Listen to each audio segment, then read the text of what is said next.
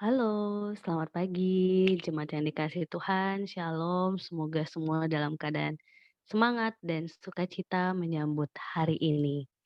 Pagi hari ini renungan kita yang akan kita terima terambil dari kitab Daniel pasalnya yang ketiga.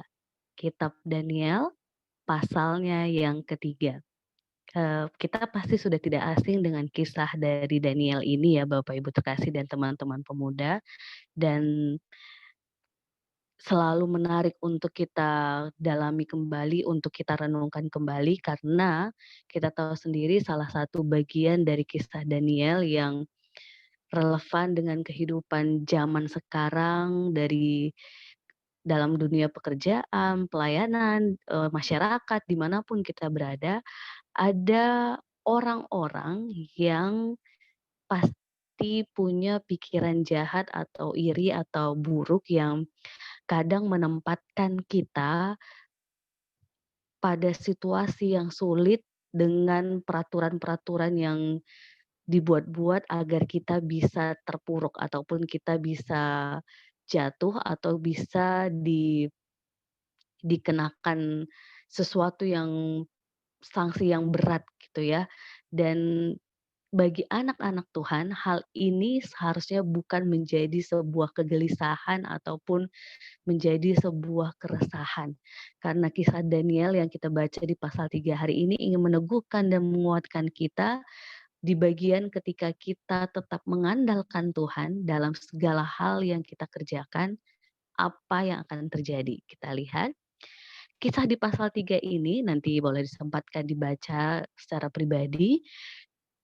SMA, saya singkat nama mereka yang sudah diubah oleh orang-orang Babel saat itu, Sadrak, Mesak, Abednego. Ketika mereka, eee, dimin diminta untuk menyembah raja saat itu, ternyata mereka tidak mau melakukannya dan tetap berpegang teguh totalitas dalam taat dan menyembah Allah. Yang menarik ketika mereka diminta dan ditegur oleh raja untuk menyembahnya, ada kata yang dilontarkan oleh mereka di ayat 17 sampai 18 yang perlu saya bacakan untuk kita semua.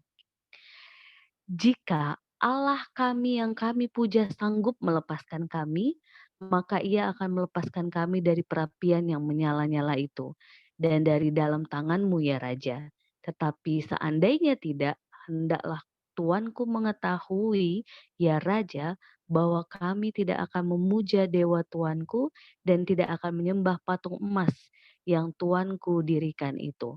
Wow, jawaban ini muncul dari mereka ketika mereka ditanting bahwa ketika mereka tidak menyembah dewa yang dibuat oleh raja, maka mereka akan dimasukkan ke dalam perapian.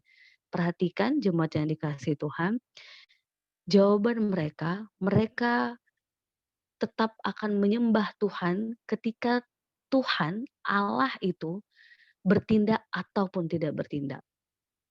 Perhatikan, Tuhan Allah itu bertindak ataupun tidak bertindak.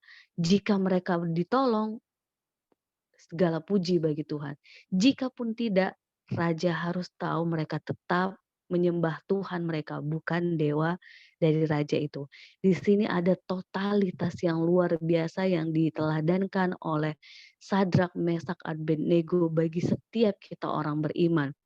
Bahwa pada akhirnya dalam kisah Alkitab ini mereka takjub karena ketika mereka dimasukkan ke dalam perapian, ternyata mereka yang tadinya 3 terlihat dari jauh ada 4 orang, yaitu Allah yang memberikan perlindungan kepada SMA.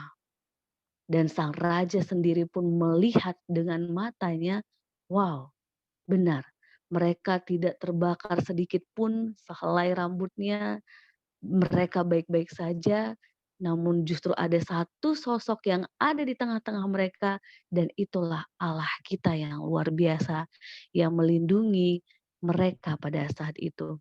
Jemaat yang dikasihi Tuhan, disinilah kita melihat bahwa ketika mereka yang direndahkan atau dijebak oleh manusia dalam kisah SMA ini, justru disitulah Pak ditinggikan Allah di antara manusia dengan caranya. Dalam kehidupan kita sehari-hari pun, ketika kita direndahkan oleh orang-orang di sekitar kita karena kita menyembah Tuhan Yesus Kristus, ketika kita melakukan yang benar, ketika kita berdoa di saat orang lain tidak berdoa, ketika kita berkata yang jujur di saat orang lain tidak jujur, tetaplah totalitas dalam melakukan segala sesuatu untuk Allah. Karena yakinlah kita pasti ditinggikan Allah di antara manusia dengan caranya. Sekalipun cara Tuhan itu mungkin bisa jadi dengan bertindak atau bertidak, kita tetap totalitas kepada Allah Sang Pemberi kehidupan kita. Mari kita saling mendoakan Bapak Ibu terkasih agar kita tetap totalitas dalam taat dan menyembah Allah kita yang luar biasa, memberkati dan menaungi setiap kehidupan kita dari dulu sekarang sampai selama-lamanya.